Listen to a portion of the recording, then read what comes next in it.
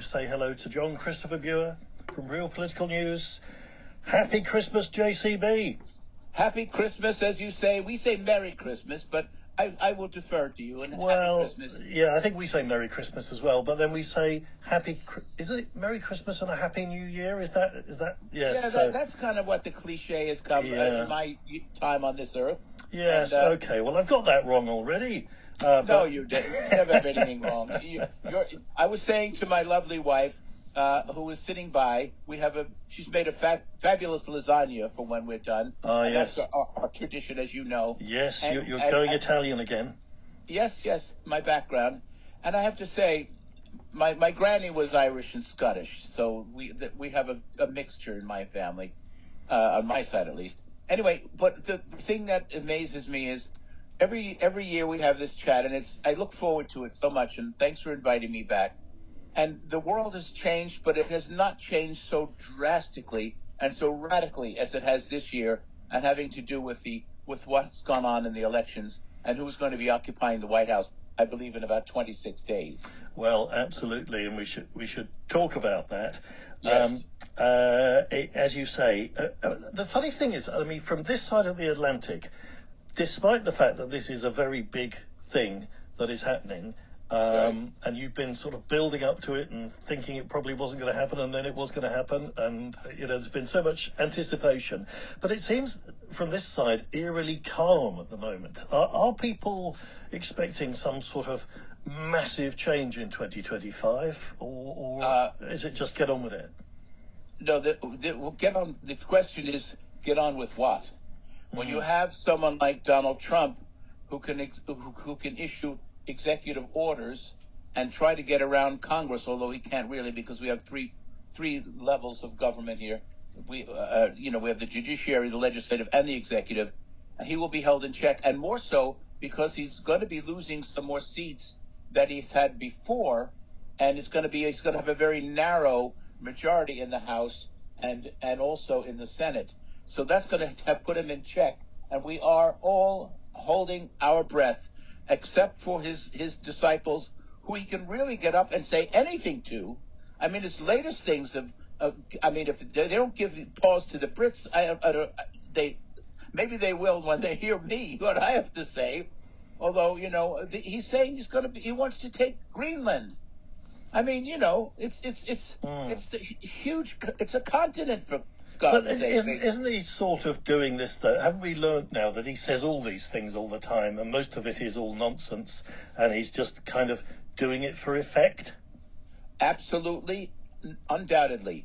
But he is still saying them, and he's still keeping himself locked in there, and the world is going to be holding him responsible. Now, what does that do if we want to sell our treasury bonds to people like the Great Britain? And what does that mean if he's putting tariffs on Jaguars and Austin Mini Coopers, and we're going to have to pay more for them, so you're going to have to raise your prices? And what he's saying makes sense, because he will put those into effect, and it will cause a real strong question by our greatest allies, including our NATO allies. Yeah, I mean, the tariffs is an interesting one, isn't it? That do you think that really will happen, or is it going to be like all the other things, like building a wall and it doesn't really get done? No, the tariffs will go into effect. He will put them on. He's already had massive response from our closest trading partners across the border in Canada and in Mexico, who have said, well, we won't let that happen. But the fact is that he says things for effect, and he gets up in front of it. I mean, it's really astounding when he gets up in front of his audience, of his own people. He'll start blurting and blabbing and saying things, and if they feed him, if they give him some more red meat, then he's going to say even more outrageous things. But he's the president of the United States in a few weeks. Yes, I wonder though whether part of the reason for doing it is that he is winding up the sort of liberal America, and actually the more you get alarmed by it, the more he's going to do it. Maybe a better reaction from the rest of the world is, oh dear, it's Donald. He's going a bit crazy again. He's coming out with these things. Never mind, and just sort of ignore it, rather than get up in arms. Well, you have to counter it because it can't happen. I mean, the fact is that Trump does not understand what tariffs are, Clive.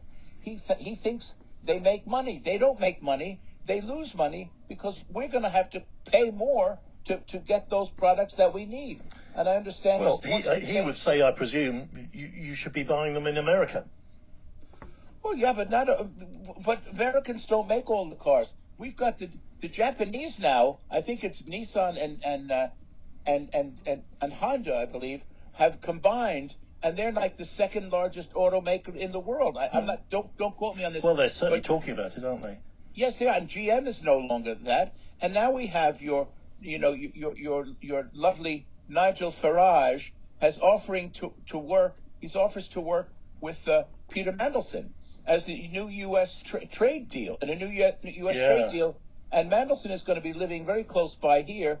And Farage, who I've counted on some of the radio programs, when I said to him, your talking points are great. Did you just come back from Mar-a-Lago? I mean, they're really fresh. He thinks he's going to be the envoy between Trump and Do you think he really has Trump's ear? Is there really a connection there? Do you think? It doesn't look like it. I used this image before. The remora fish that attaches itself to the shark, and as the shark goes through an eating frenzy, the remora gets to eat all the little scraps, and he gets a free ride. So it's a symbiotic relationship. Now the fact is, the question is, who is the remora now? Will it be Trump or will it be Musk? And I think Musk is in deep. You know what? I wanted to ask you about that. Where Elon Musk fits into all of this is really interesting, because I wouldn't have thought that he would. I mean, they're not on the same page in a lot of ways. He has stuff built in China. He presumably doesn't want tariffs. He certainly is not a fossil fuel man either. He's building electric cars. Trump does not quite understand that Elon Musk wants to be the leader of the whole entire world. That's what he really, really wants. And Musk and Trump got together, and they, Trump couldn't get rid of him in Mar-a-Lago. And he had plenty of money. He gave him hundreds of millions of dollars for the campaign, and Trump happily took it. But he doesn't really know how insidious Musk is.